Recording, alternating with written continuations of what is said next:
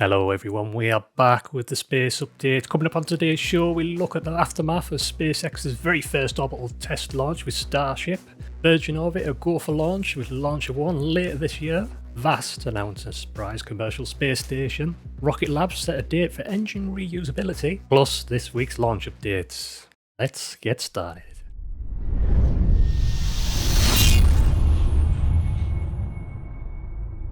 So first up this week, Virgin Orbit and Launcher 1. Despite the looming threat of bankruptcy, Virgin Orbit has decided to boldly go where no debt-ridden company has gone before.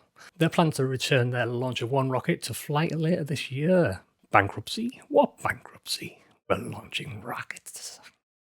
On April 19th, Virgin Orbit announced that they'd finally cracked the code behind the failure of their previous Launcher 1 mission on January 9th. Apparently the rocket's second stage engine decided it had enough, shut down prematurely, leaving the stage and its payload stranded and falling far from the desired orbit. But fear not, Virgin Orbit has identified the culprit, a sneaky fuel filter that is dislodged in the propulsion system and made its way into the Newton 4 engine.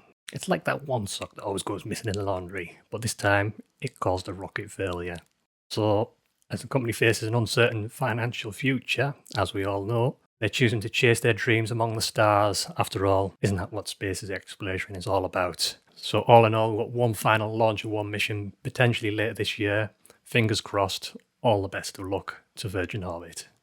Now, with the help of SpaceX, Vast, a pioneer in space habitation technologies, announced their plans to launch the world's first commercial space station called Haven 1. Scheduled to launch on a SpaceX Falcon 9 rocket to low Earth orbit no earlier than August 2025, Haven 1 will initially act as an independent crewed space station prior to being connected as a module into a larger Vast space station currently in development. The mission will be quickly followed by Vast 1, the first human spaceflight mission to Haven 1 on SpaceX Dragon spacecraft. The vehicle and its 4-person crew will dock with Haven 1 for up to 30 days while orbiting Earth. Vast also secured an option with SpaceX for an additional human spaceflight mission to Haven 1. This represents the first time in history that the commercial space station company has both a contracted launch for its space station and a visiting human spaceflight mission. In an announcement up on the Vast website, if you want to go ahead and read the entire statement, Vast is thrilled to embark on this journey of launching the world's first commercial space station, Haven 1, and its first crew, Vast 1. We're grateful to SpaceX for this exciting partnership that represents the first step in Vast's long-term vision of launching much larger artificial gravity space stations in Earth's orbit and beyond. Next up, Starship, but right now, your feedback matters. It helps us improve our content and create videos that you will love. By liking and subscribing to Total Space, you'll be helping us bring the latest and greatest news in space exploration. So make sure you hit that like button and subscribe to Total Space to stay up to date on all things space.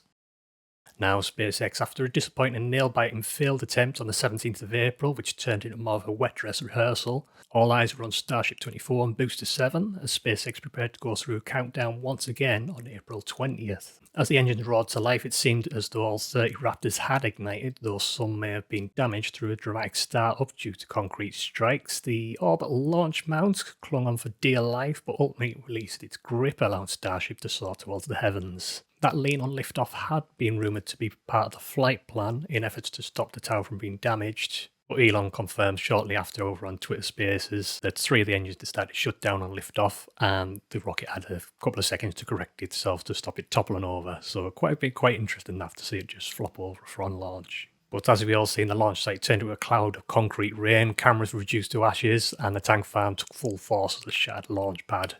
But there was no denying it. Starship achieved a liftoff. Minutes ticked by as spectators watched in awe, catching a glimpse of the engine shutting down and the high-pressure unit seemingly exploding and various engines exploding, trying to reignite and all sorts in a dazzling display. Despite this setback, Starship's flight appeared nothing short of majestic until it wasn't.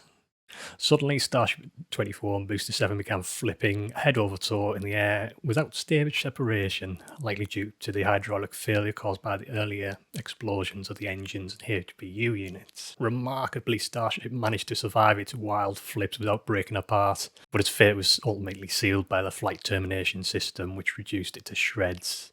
but when it was activated, it took a good 40 seconds, which is way, way too long. Right now, production continues down at Starbase. It's business as usual. Orbital Flight Test 2 is a few months away on Elon time.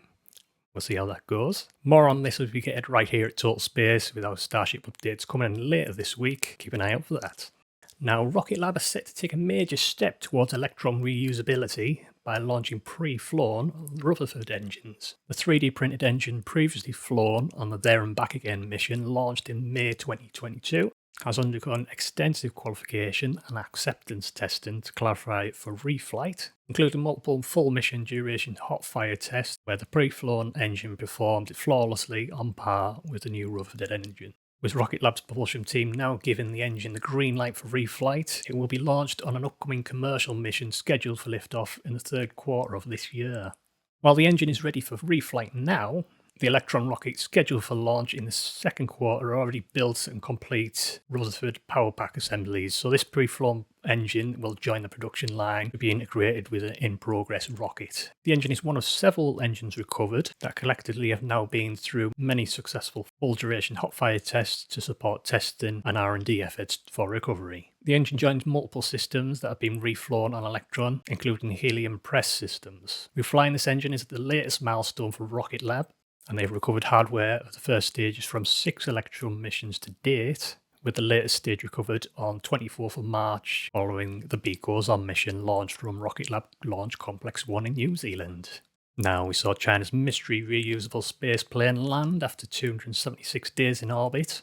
China's second mission of its reusable space plane was successfully completed on May the 8th, as confirmed by Chinese state media and the spacecraft's manufacturer, China Aerospace Science and Technology Corp. The spacecraft was launched in August 2022, and after 276 days in orbit, returned to Earth. While the mission has been described as a significant breakthrough in reusable spacecraft technology, China has not disclosed much information regarding the project, including the landing location, time, and imagery. The spacecraft's purpose is to believe for peaceful space exploration in the future, and it performed numerous maneuvers during its flight before landing, likely at a military base in China. The spacecraft's dimensions and shape remain unknown, but clues surfaced shortly after launch with images of the mission's payload fairing. Rumour has it, done a carbon copy of the X-37B.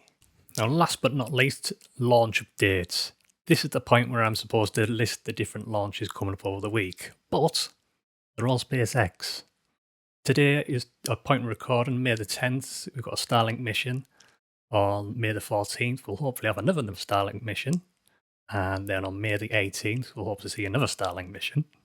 And then on May 21st, we'll hopefully see Axiom Mission 2. And then, lastly but not least, another SpaceX mission, Falcon 9, launching Arabsat 7B. So, 5 launches of SpaceX Falcon 9 over the next week. Crazy. Now, thank you so much for watching. I want you to go like this video, hit that subscribe button, and make sure to check out more of our content right here on Total Space. I'm Ryan. This is a Space Update. Thanks for watching.